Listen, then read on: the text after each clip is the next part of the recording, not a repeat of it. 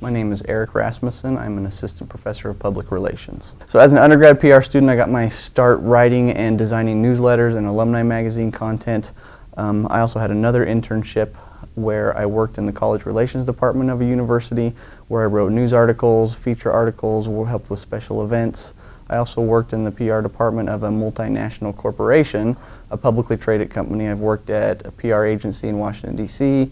I've worked for a regional land developer and home builder. So I have about 10 years of professional public relations experience. I got my bachelor's and master's from Brigham Young University and my Ph.D. from Ohio State. So I'm currently teaching PR principles and also PR graphics and production. I've also taught in the past some more general courses like communication history and communication theory.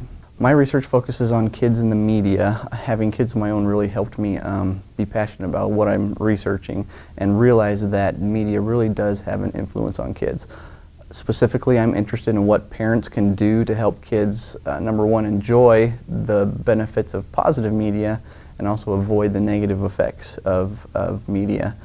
No matter what I do as a parent and no matter how many rules I set about what my kids can watch or look at, they're going to be exposed to things that I don't want them to be exposed to. So I'm interested in what parents can do to come between the media and their kids and prepare them for those times when they do encounter messages that I think are wrong.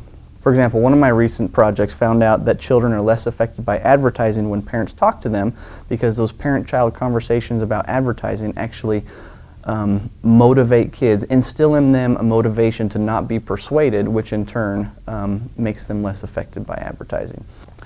In another research study, we found that we showed kids an episode of SpongeBob where SpongeBob and his buddy Patrick Star were beating each other up. So all the kids saw this episode.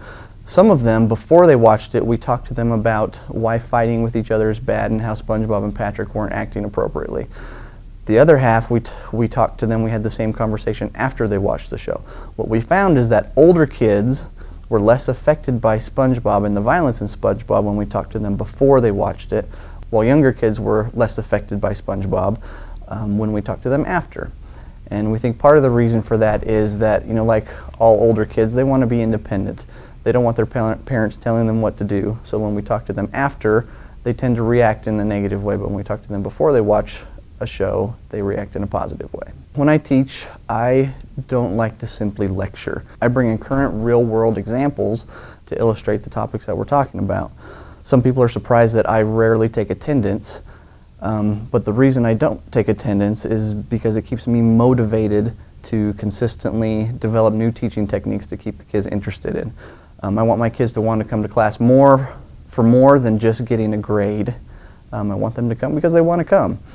So I want my students to be in class, and I do everything possible to make my classrooms an active, upbeat, enjoyable learning experience. If I can help my students think critically about an issue or to feel something they haven't felt about an issue before, then I've done my job as a teacher.